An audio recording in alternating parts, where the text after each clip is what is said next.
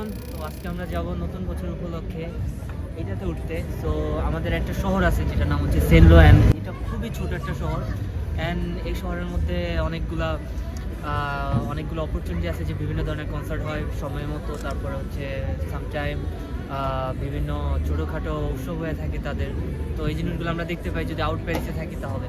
তো আসলে সেনলো শহরটা হচ্ছে নকমান্দিতে অবস্থিত, আর এই শহরটা সত্যিই অসাধারণ। অ্যান্ড নতুন বছর উপলক্ষে এই শহরে একটা আয়োজন করছে, যেটা হচ্ছে এই রেল। যে রেলটা হচ্ছে জাস্ট আমাদের যে সেনলো শহরটা আছে এই শহরটা শুধু ঘুরাবে, অ্যান্ড দ্যাট ইজ অ্যামেজিং।